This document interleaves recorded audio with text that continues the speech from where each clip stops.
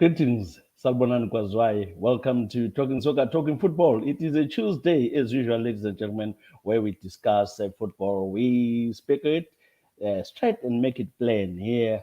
It is a bad weekend for some of us who love football. The people's team didn't do so well this past weekend. Shocking results coming from Emirates Stadium, as usual. My people, they're here. There is Brian there.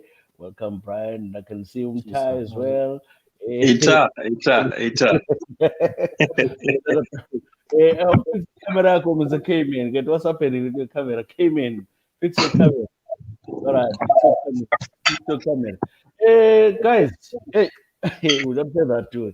Terrible weekend for Gunners. And I don't know. Start with them. Brian, you've got the program. How do we start this show? We'll start the results as always.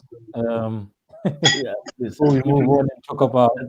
I thought you were going to skip the results of this weekend. No, I think the results are as always. Okay. Give us We the went to match 8 of 38 with Burnley versus Brighton and all the draw. Southampton versus Newcastle, it was 2-0 to Southampton. Everton versus Manchester United, it was 3-1 to Manchester United. Crystal Palace versus Leeds, it was 4-1 to Crystal Palace. And we had Chelsea versus Sheffield, 4-1 to Chelsea. West Ham versus Fulham, it was 1-0 to West Ham. Tottenham versus West Brom, it was 1-0 to Tottenham. Leicester City versus Wolverhampton Wanderers, it was 1-0 to Leicester City. And then we had Manchester City versus Liverpool. That was a 1-1 draw. And the last game of the weekend was Aston Villa versus Arsenal. Aston Villa walked away with 3 points in that game. It was 3-0 to Aston Villa. Now, I suppose the question is, do we take Aston Villa seriously, or are Arsenal utterly terrible? What are you asking? Are you asking Umta? Both. I would say both. Yeah, to be honest. But you know what? It's quite a serious question. I think so many times I've heard now people talk about Uguti Arsenal. They are good when it's defending. They're good at defending at the moment. They're good at being tight. But they're not good at attacking teams that are what's the way?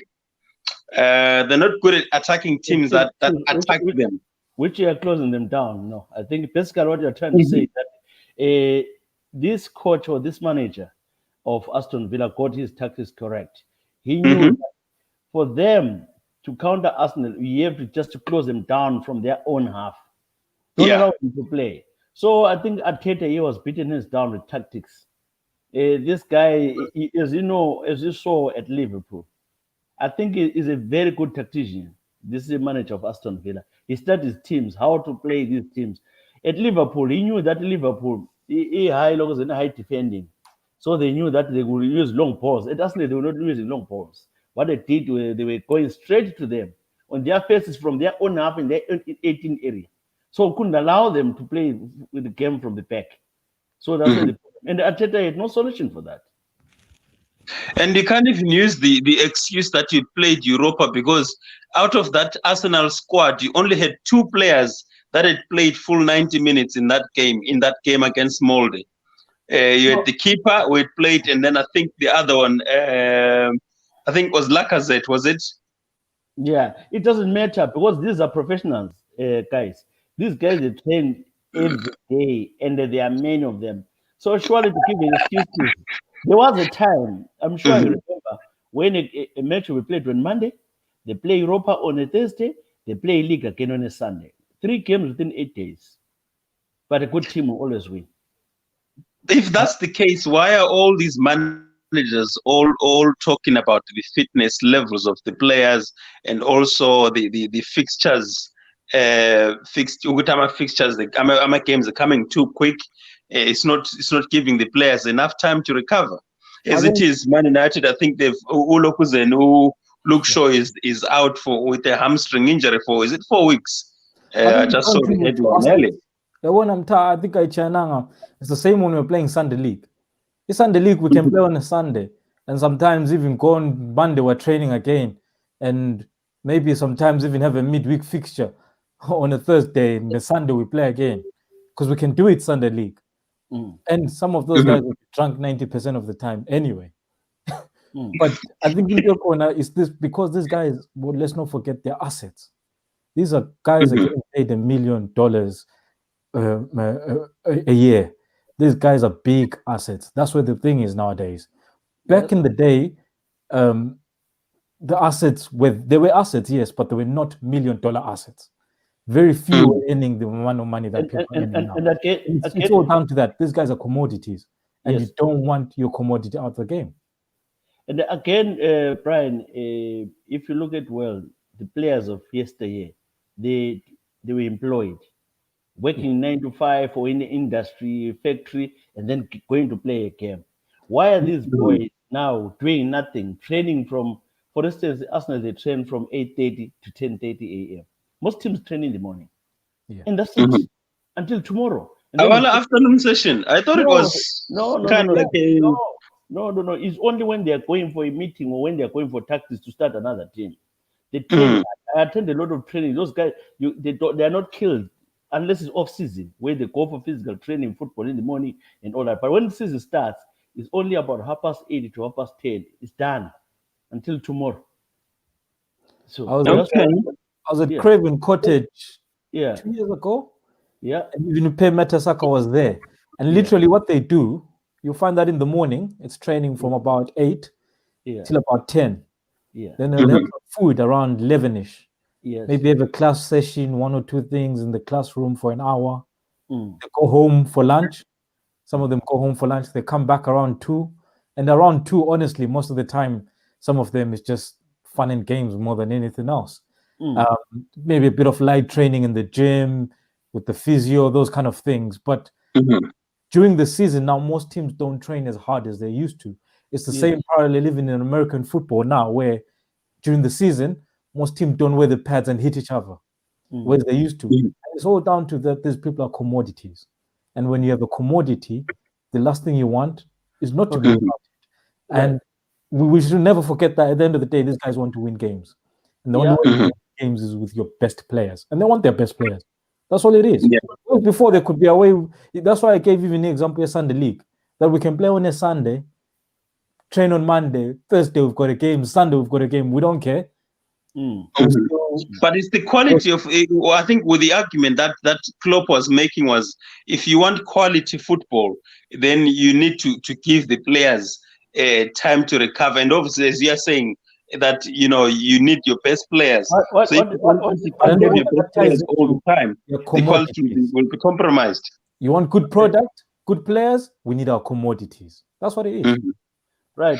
But if you compare with other nations, though, I don't know what other countries are doing, but I remember hearing an argument with the international games are too much, blah blah blah. But other nations, they don't have the same problem as we have in England, where people complain about pictures. I think we would discuss about that. Let me read these messages. Chico says, "Don't I think of Ozil's situation? What do I think of Ozil's situation? I think it's up to you." Then Arteta made a mistake by flashing out Ozil last year for Tenga before he found a good replacement for him. There was some matches where you can see that Ozil is needed. Maybe they're right. Thank you very much, all of you, for joining us. But looking at it, this excuse of the English players, I know this league is demanding when comparing with other leagues. This league is just too demanding.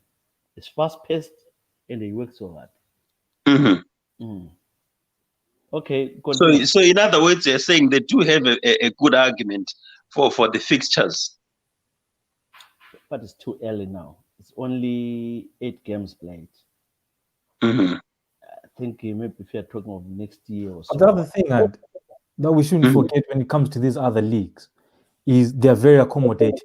There's no way in the Bundesliga, Bayern Munich will play on a Saturday after they've played on a Wednesday. Impossible. There's no way even in Ligue 1 where PSG will play on a Saturday when they've played on a Wednesday. Yes. Impossible. Sometimes that fixture can even be moved to a Monday night, Sunday evening. They would not do it because they will accommodate the bigger teams. They will always protect the bigger teams.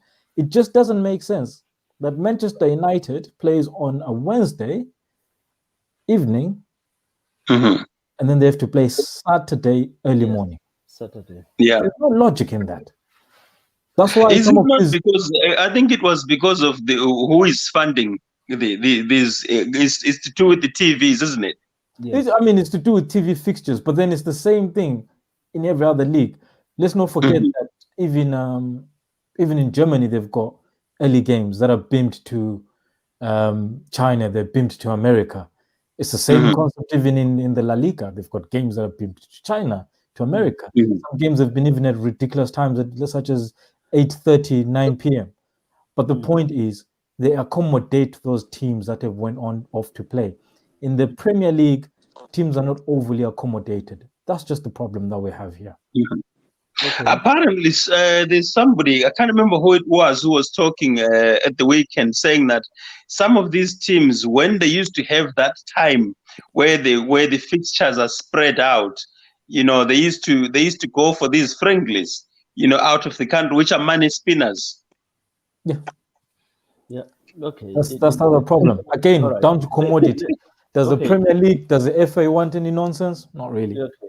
Yeah, but like I said, with Arsenal, we agree that Teta got his tactics wrong, and that guy was a genius. He won. So next move, Brian. Next move, please. Let's move.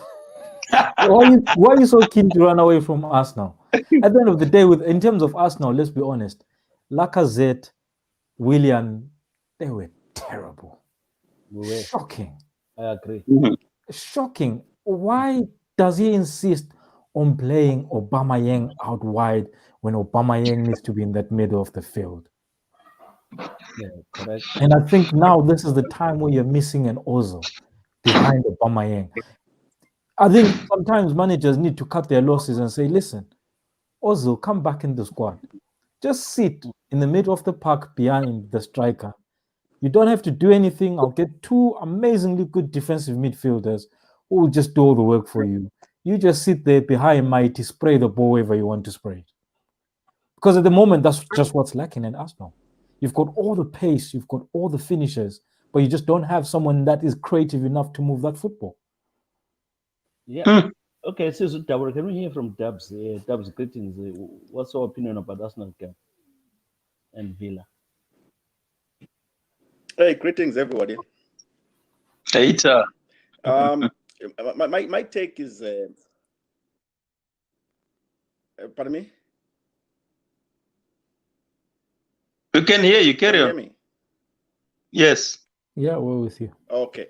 And so my take is that on the Arsenal game, on the bent up side of it, I'll give props to basically West Ham for bringing the elephant down from the branch, because it was not even there. It was not supposed to be there in the first place. So it's a matter of Arsenal realizing. At least you're talking of West Ham. We're talking of West Ham, but that's likely played Villa. I don't know. Aston Villa. So on back to the game, I think Arsenal was outcoached. Basically, the tactics were wrong. They couldn't have an answer for Grealish and Barkley, and therefore those two just killed Arsenal. For my take, those two just really they ran amok, and Arsenal had no clue, and they couldn't even find any answer to what hit them. But anyway, on the better part of it all, which is good, that on the better side of it, it makes us a hell lot better. The question was: is should we take Aston Villa seriously, or is Arsenal utterly terrible? I think Aston Villa are there to be taken seriously, although on a pinch of salt, because these teams, it's the problem with these teams is that it's a seesaw. They are up and down, so they might crumble in the next 2 or 3 games. So what about Arsenal? What Everton What is about doing. Arsenal? Because they're exactly the same at the moment. About Arsenal, Arsenal have been the same for the past 12 years. So really, there's nothing new about them. They've just been terrible for the past 10 years. So without Ozil, then Arsenal should really start being afraid then. So what was all that hype about? What do you mean? What about their the trophy? hype? Their trophy. I would say they've got their trophy for the year, which is beating Man United. So therefore, I don't think anything else can come from Arsenal anytime soon. So when Arsenal wins the FA Cup, you're saying it's beating Manchester United. We beat Manchester City. We beat Liverpool. We beat Chelsea. The only top side which we lost Mickey this Mouse year Cup. is FA, the Mickey Mouse Cup. You definitely know that you've got no history. You know nothing about the history of the FA Cup. When you say FA Cup is a Mickey Mouse trophy. FA Cup is a Mickey Mouse. Sometimes it's important to count your losses quickly. And at the end of the day, like I said, you should just be happy being a mid-table team.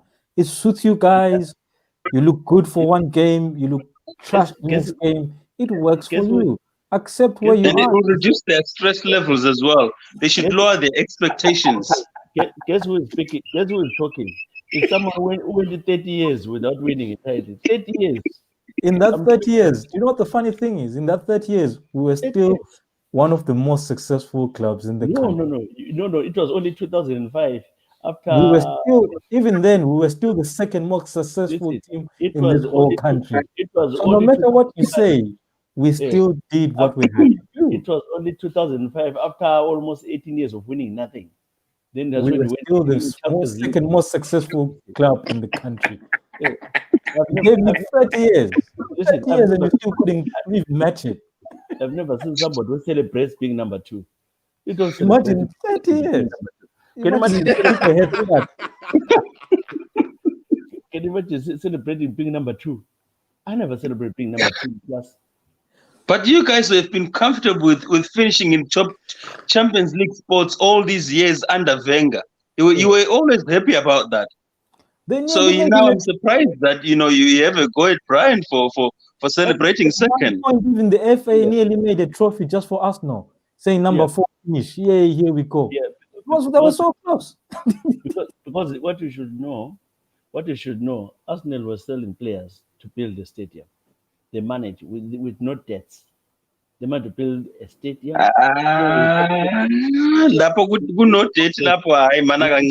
With no debts. If you read, because you and I know, Tshisa, we've discussed this before, where we talked about Arsenal when they were saying they've got no debt, and it actually came up that they do have debt. Let's not go there. You see, the problem with you talk being emotional, or to say I hate the team. When research properly, you would discover that the Arsenal paid for the stadium. They don't owe anything to the stadium. Dabula knows that. Ryan, I'm sure he knows that. This is where. Let me check the financial records. Right. But then okay, let's move on, guys. Let's move on. 144 million pounds of debt. I mean, 144 million. Then exactly. There you go. No, that is nothing compared with others who've got who owes billions. I mean, United are probably the worst at the moment. Yeah. Okay. Right. I think it was seven something. But if you look at our stock market value, we want to double that. It's not stock market value. Tomorrow morning, your value could shrink. All it takes is one snap, and that's the end. Let's not talk about stock market value. Let's educate you. You seem not to know anything about it. Was my values. The club, Manchester United team, all the owner. The club was making money, but the club is in debt because of the owner was taking money to help his own business in America. So that's why Manchester United is in debt, serious debt. But the club is not making a loss, but the loss is created by the owner. That's what you should know. Don't worry about this stock market thing and all that. The club itself is never run into loss, but because of the owners who are in debt, they are taking. But if they wanted to pay that debt off easily, they could just sell some shares and they pay the debt. No, I think we need another program. We need to educate you about this. I know you don't get it. That's I why would welcome that. that's why he's quite, he knows it very well. But Okay. don't come here telling us Arsenal have got no debt. There's no Premier League team that has got no debt. No, when we're talking of it, that 100 and something million is nothing comparing with the people who've got almost 800 million debts, 500 million debts. Right. We're a bigger club than you, so we can be given those loans that amount to that much Let's continue money. because we're a lot to cover because we already spent over 20 minutes discussing one team, Arsenal. I think The pain is too much. Arsenal pain. we are wasting a lot of time now. That's why we end up not talking about other games. Right? So that's 22 minutes gone on one game. So will you finish all the games? I doubt. All right, let's talk of the game between him. I think the most interesting game weekend was Everton, where everyone thought that the Everton will win the game easily against United. What happened? I think Man United upped their game. They did what they should have done in the other game, where they were supposed to close teams down, and their work rate was greatly improved. Because if you compare the two matches, I don't think they've done anything different to what the other games have always been doing. The formation is pretty much the same, but it's just the work rate I think was much higher this time. I just think you guys were lucky. You met an Everton team that is out of form, an Everton team that lost a few of their players a couple of weeks back, and now they're coming back into the team, and they're just not quite the same. I think you were just lucky on the day. I don't think you were amazing. But we've also been out of form, Bill. You've been out of form, but it's a case of if you're out of form, if Liverpool is out of form today and amidst a Burnley team, a West Brom, what do you expect will happen? It's the same concept. It depends on what Liverpool does or what Burnley does. Everton at the moment are in utterly terrible form. You were just an inch better in terms of form.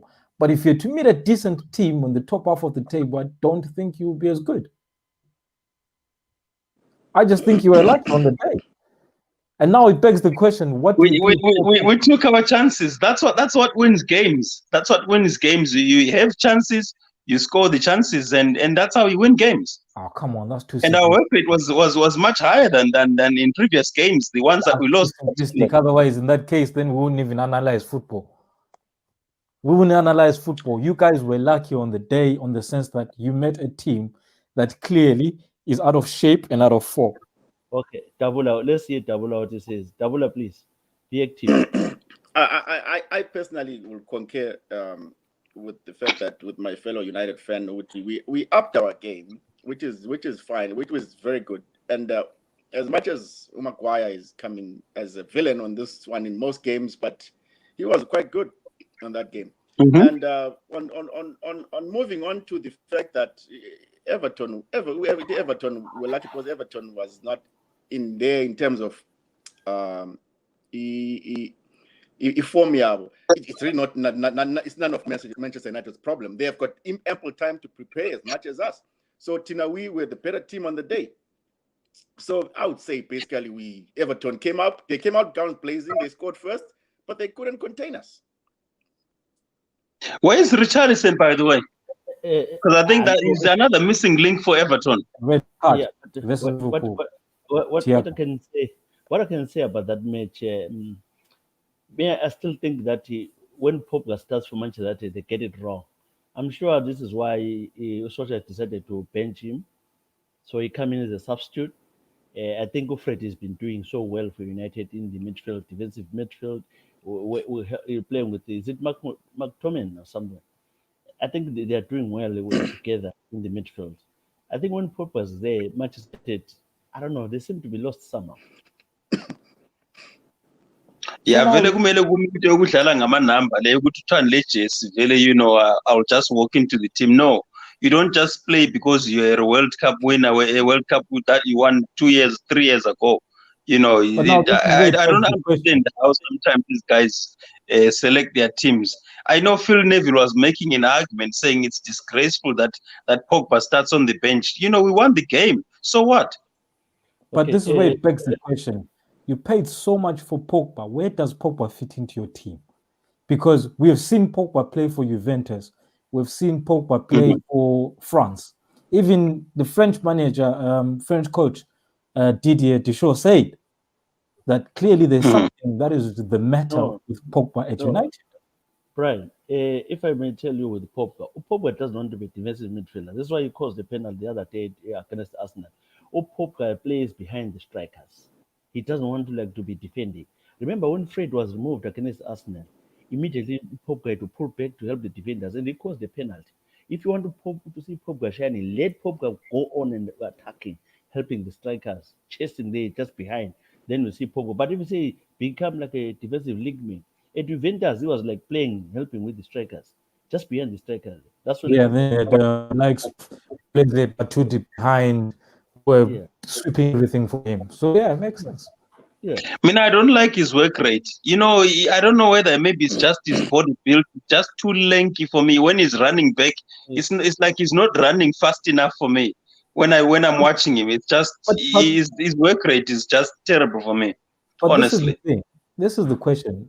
I'll ask you guys, Manchester United fans, this.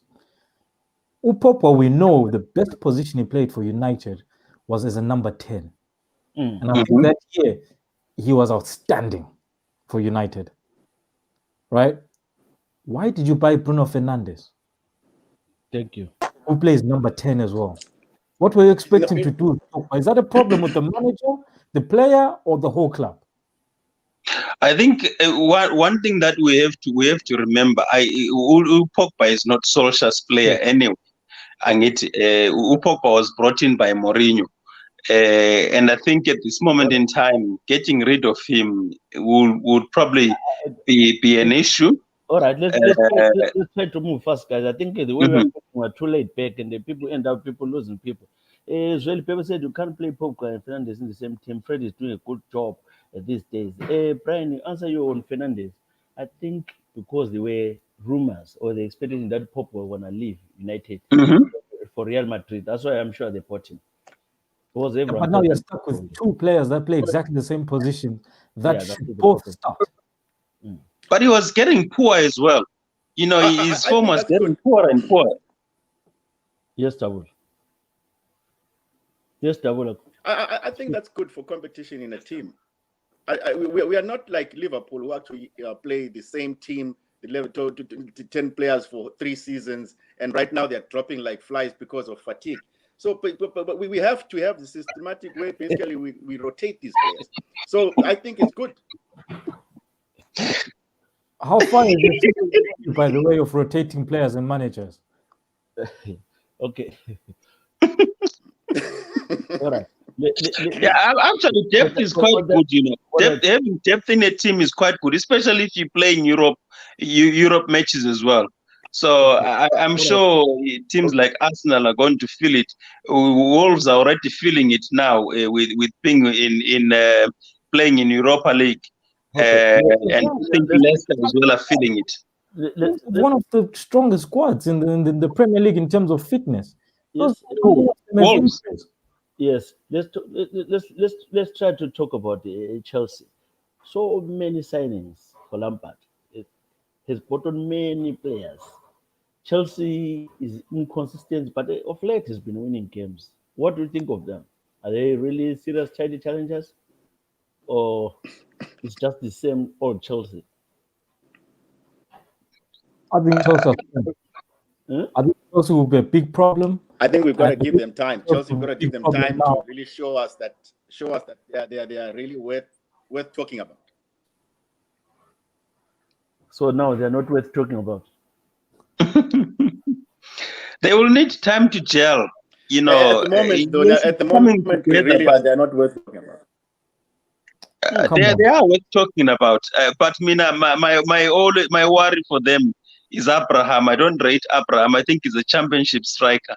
So if as long as they are, Come As on. long as they are relying on Abraham up front, I can guarantee you they won't have as many goals as they should.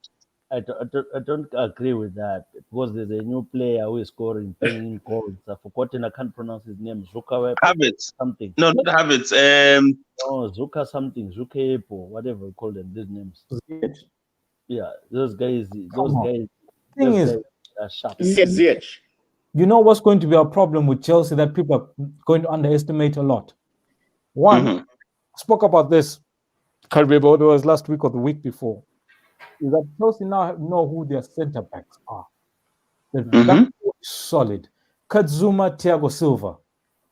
Zuma is playing so confidently now that when he looks back, he passes the ball to Thiago Silva, who's comfortable on the ball, who's very, uses experience, he does everything right.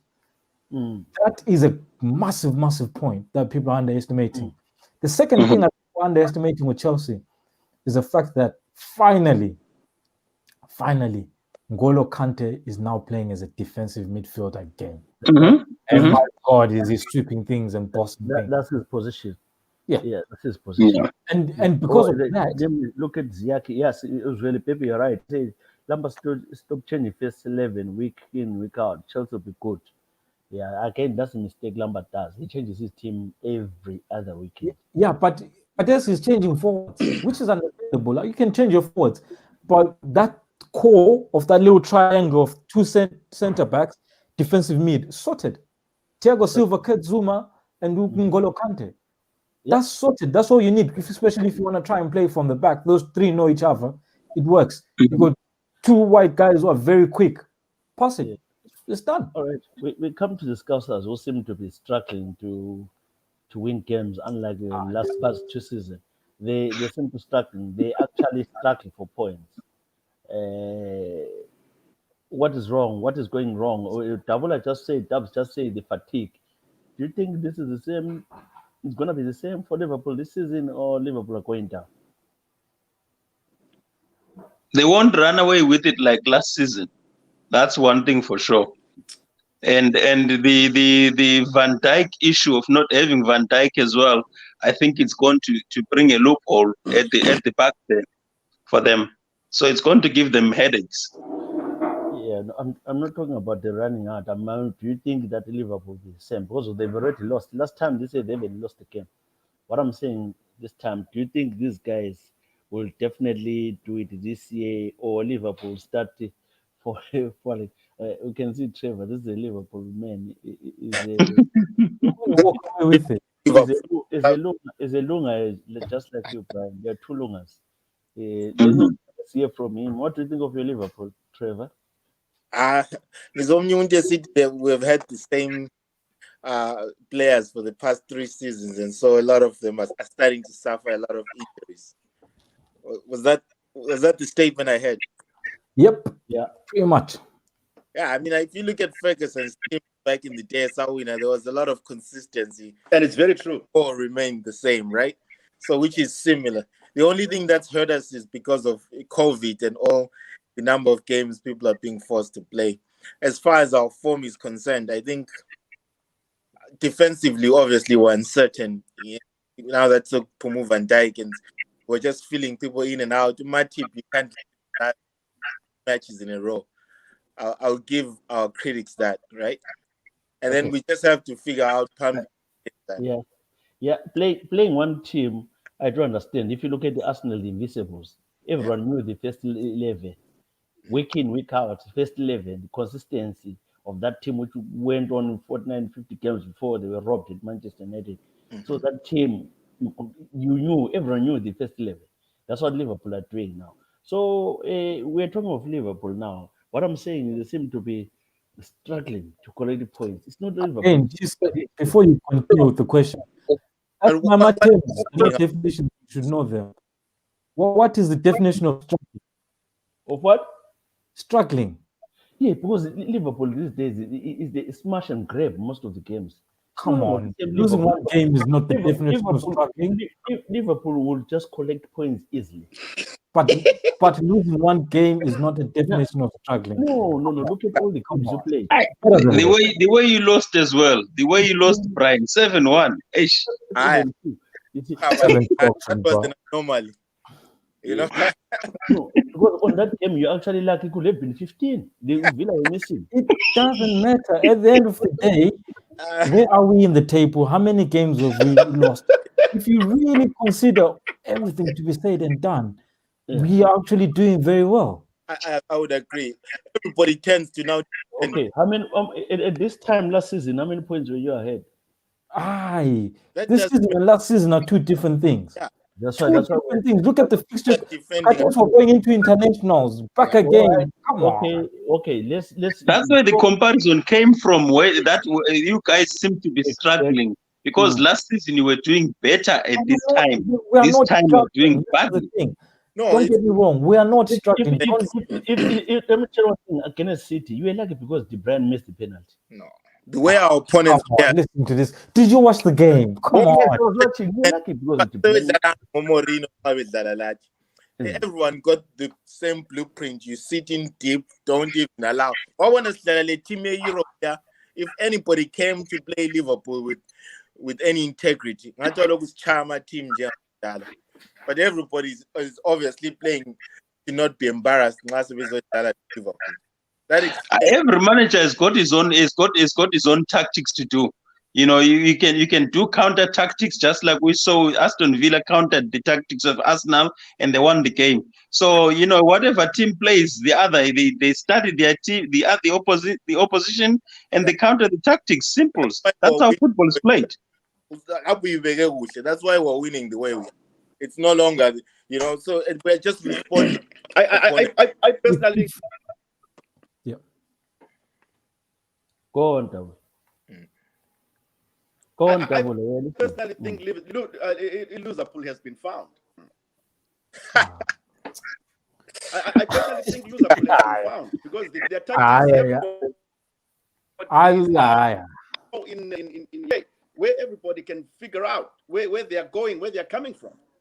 I will take those compliments. If you watch that game, what system did Liverpool play? Liverpool played 4-2-4. 4-2-4. That when defending became a 4-4-2. Those tactics were so genius that Rodri couldn't smell the ball. I don't think he remembers what color the ball is at all. Rodri was nowhere near the ball. De Bruyne was nullified. Okay, but despite having those four strikers, they still failed to win the game. Okay, let's read some comments. Frank Love says this happens in every game. FA League is the toughest in the world, and there's no small team will be surprised as an underdog team taking the FA Cup. You want it, guys. FA Cup is known for Arsenal, obviously. Arsenal will take that. Then says we need, but we need FA Cup is the cup of upsets. That's why Arsenal won it. If I may ask you, what's wrong with Firmino? How Firmino? Yeah. Firmino. I have my own suspicions, but I think I'll leave it to say them out. Say them what out. What are your thoughts on Poppy? Just tell us Poppy. What's going on with Poppy Firmino? You know, there's something happened to him where he lost his edge. You know what I mean? I'm trying to. I'll stay away from the blogs and just focus on. I think it's a loss of confidence. Manas Chenjalo. Yeah. But he's not. It's not like he's not getting the opportunities. He's getting the opportunities to play in the team. He's being selected. I think he's not always been the top striker or the scoring striker. He's probably had another role, maybe of creating and being the creative force around the other two strikers. But he's not right now. Like he's very weak on the ball. The way he's like he gets dispossessed easily. He's not the Firmino of a season ago. He's not. He's Bobby Firmino. You know what I think? Yeah. I think one guy is suffering from the lack of crowd. Because lack of what? Lack of crowd. The lack of people in the stadium. Because I'll tell you something, if you go to Anfield, as soon as you get to Anfield, one of the most sung songs at Anfield says, Senor Bobby Firmino. You know, the funny part is he had a long drought even when the crowd was there. As much as he had a drought, His touch was perfect. Yeah. He tracked back for the ball. He made a good pass. But right now his touch is like Mane is our MVP this season. Even I would admit to balance. Can you consider fatigue as well in that instance? Can we what? Sorry. Fatigue. Yes, the fatigue. I'm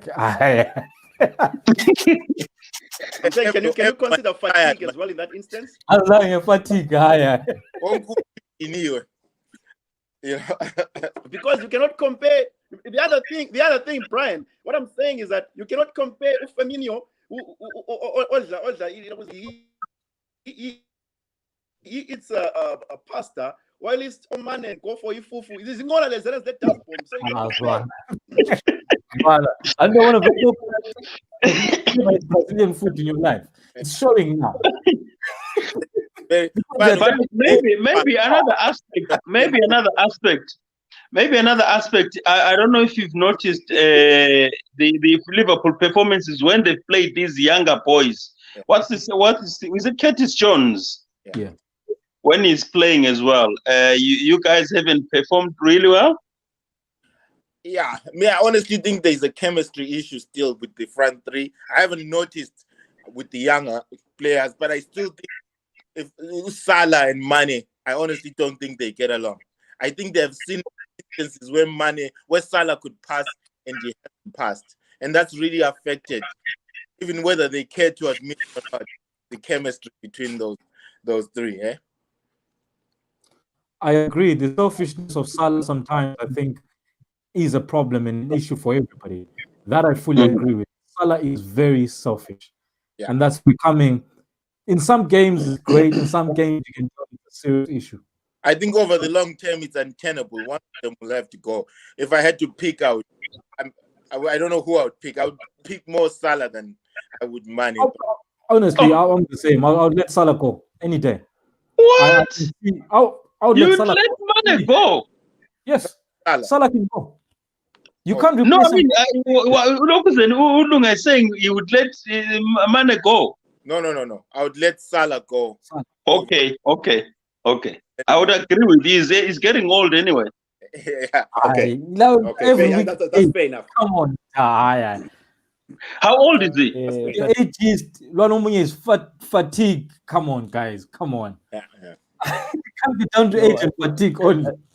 That's a all right, sharp Right. Yeah. So, but what I'm saying about Salah, I agree. Salah is selfish. The problem with Salah, if he does pass like other players do to him, I'm sure Liverpool will even score more goals. But Salah at times he tries too hard on his own. It's wide open for a pass and is selfish. But then again, we can't blame him. That's what good strikers do. Good people that score goals do that. Shearer was the same. Owen was the same. Torres was the same. We can't really say anything. Wrighty was the same. What about the citizens themselves, Manchester City? Trashed him. Without Aguero, they won't go far. I can tell you that now. They need a striker. Those guys, they need to replace Aguero. They need to find somebody who will fit into that role. Jesus on his own, I know they've got the attacking array behind him, but as the chief striker, they won't do it.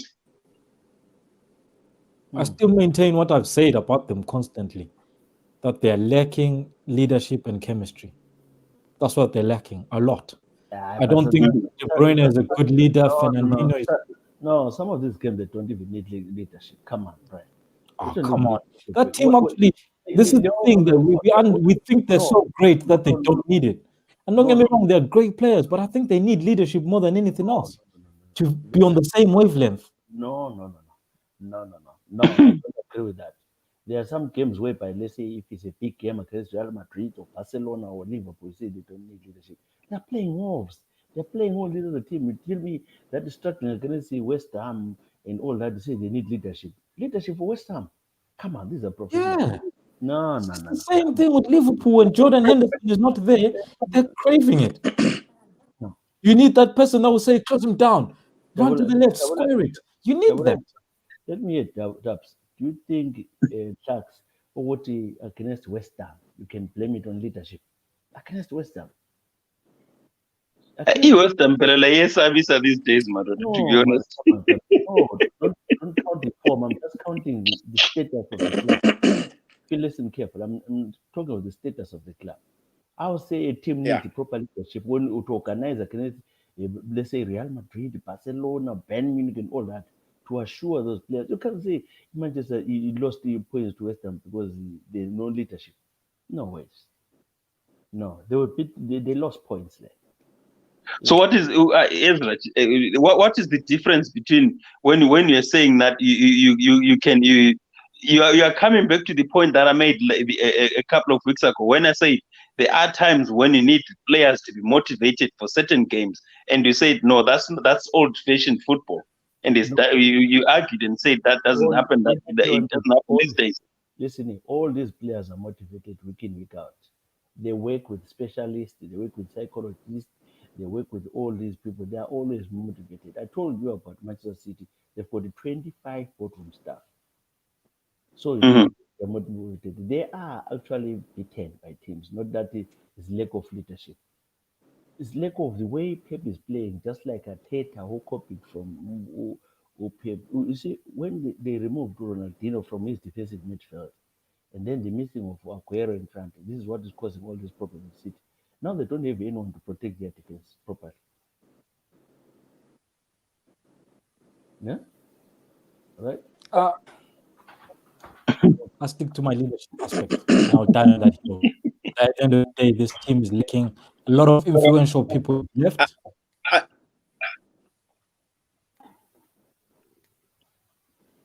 Double. I'm saying I think leadership doesn't have to come from a captain only.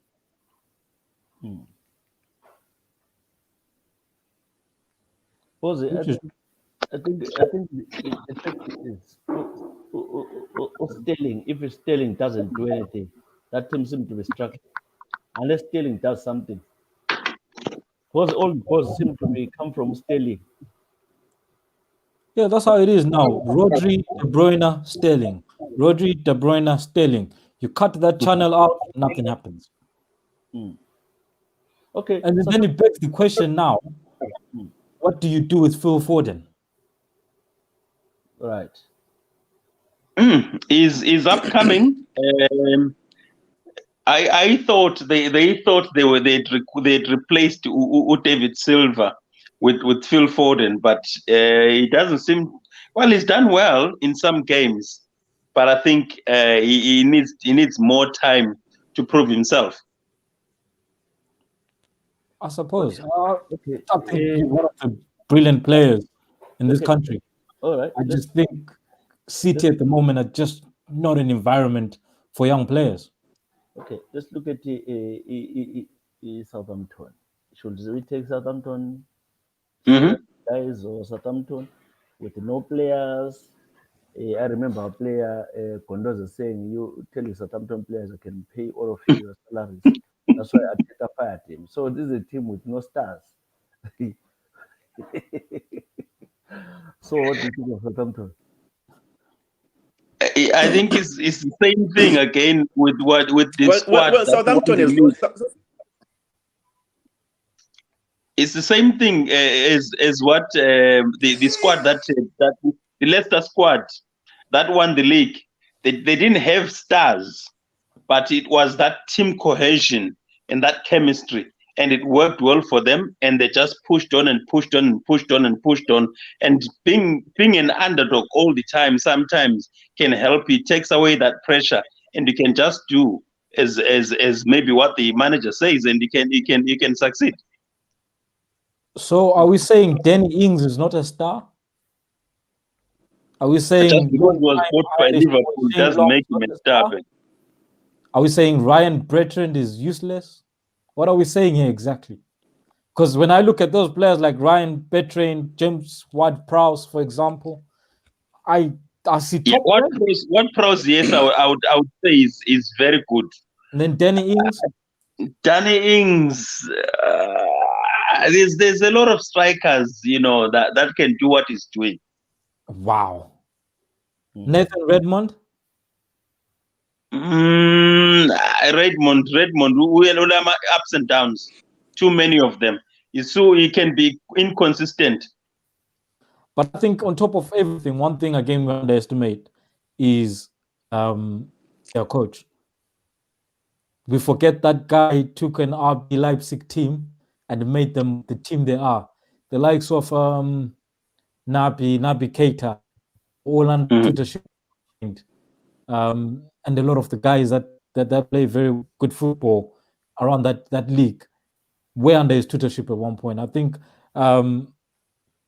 Ralph Hasenhout is a very good coach, and what he needed was time to get used to the English game. It's the same when what's his name arrived? Mario Pochettino arrived. First year was a bit rocky, but after that, once he got used to the English game, the system, it worked. And I just think it's pretty much the same with this guy. I think over the next few years, he will be a very sought after commodity in the Premier League. I personally think he should be the next manager of Manchester United if you guys want to be successful. Why are you firing our coach, dude? No, I'm just saying, if you guys want to be successful and your coach has been fired, it's somebody that you should look into, without a doubt. The jury is out on him, I would say. Did you watch that RB Leipzig team? For Southampton, I think so. I personally think Southampton can be a force to reckon with if they stop being an academy to Liverpool.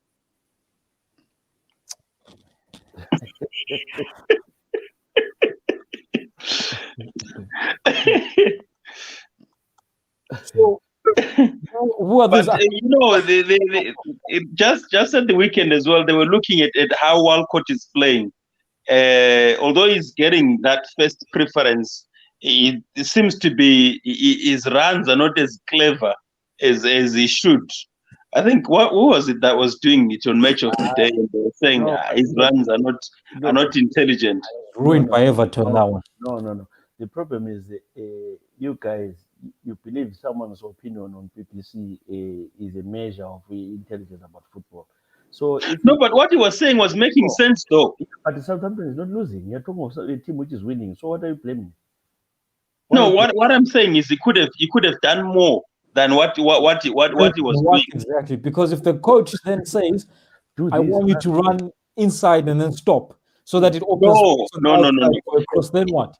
The way he was describing how Walcott should run, he wasn't opening up options. Yeah, but what does the coach say? If you played football, we have explained this over and over again. Sometimes the managers tell a player instructions. This is what I want you to do.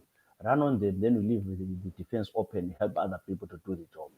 So you know why he's playing week in, week out. He knows that he's doing exactly what he wanted and he's winning games. So you can't blame him and say he's not doing. Why should those people in the studio, BBC, why are they not managers and coaches? Those are failures. Most of them failed. They failed in the teams. I fully agree with that, because it's up to what the coach is saying. If you got wingers, you tell them spread as wide as possible to spread the pitch. So be it. If you tell them to come inside, so they condense, bring the pitch inside, then you have your fullbacks coming out wide. So be it. It's up to what the coach is telling them. We can analyze and say, "Oh, he should have done this. He could have." My preference when it comes to analysis is looking at a game and saying, "Look at what made this goal look. What made this goal more clever than what it is." Yes. Let's look at that run that opened up the goal. Let's not say we have done this. It's futile. Let me read this message. Because Kumaro, the problem with us, we support a team with all our whole heart. We forget to enjoy a beautiful game of football. Criticizing each other team in week out doesn't help. Let's just enjoy the beat of the game and accept mistake, kid with good spirit. It shows, frankly, that we are not a football fan. Football lovers all over the world, they know that to make the game exciting is to attack each other's team. It's called banter. So it's not a matter of just saying that you have to say, this team played well. If you know the rival, especially people who live in in England where they watch Premiership, people actually help celebrate. People like Davula and Domita, they don't sleep when Manchester United win, especially when Arsenal loses. They don't sleep at night. So they celebrate. Domita didn't sleep at home. The wife was crying that sometimes coming home. Arsenal lost. Davula didn't even go to work celebrating on Monday. Arsenal lost. It is part of the game. The fans, they do banter, they do this. Yeah, so when Liverpool loses, myself, I celebrate. When Manchester United loses, I celebrate. I celebrate big time.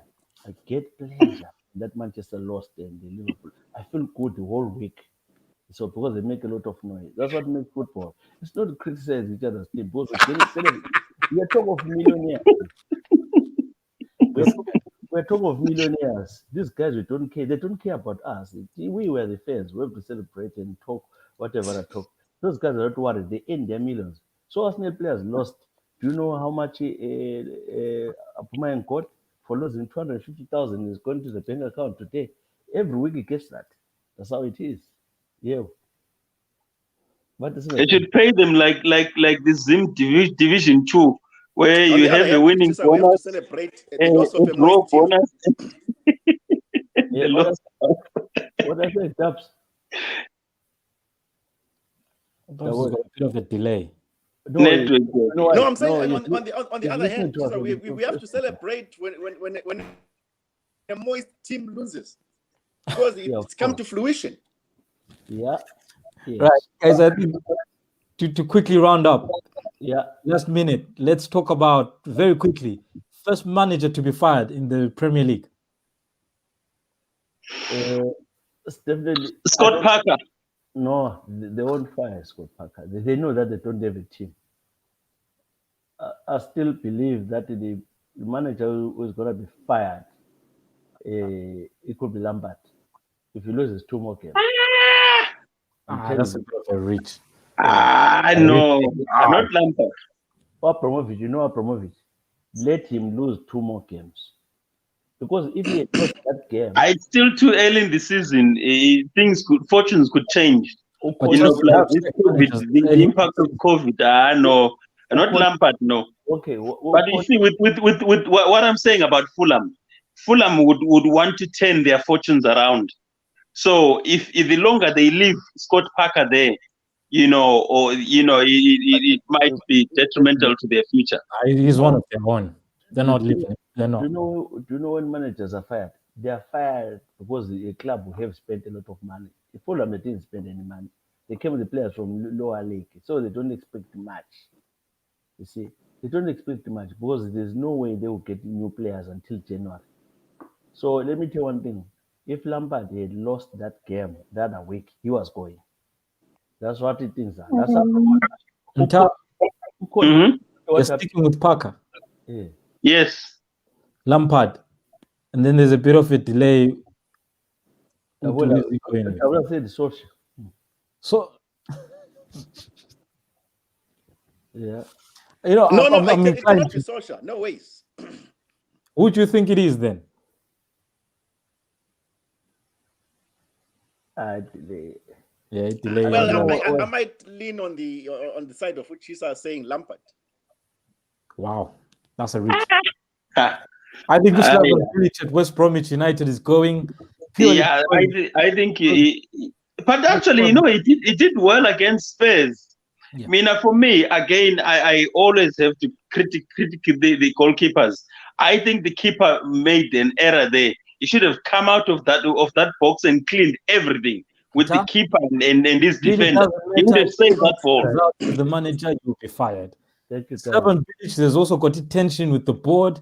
And I think that the problem with Slaven Bilic is the fact that the Midlands football teams are very well supported and they're very quick to turn on the guys quickly. It's the same with Villa, Birmingham, Coventry. Okay. It's the same with West. Okay, guys, thank you very much. Our time is up, and please. Quick question: what about Leeds? What's going on with Leeds, Madrid? They'll be fine. Okay, they'll be fine. We'd like to thank you. Just please like the page, Global Media Africa. Thank you so much. Like the page. We really appreciate it. Thank you, guys. Siyabonga Brian, siyabonga Dabula, Sure. TV. Thank you so much.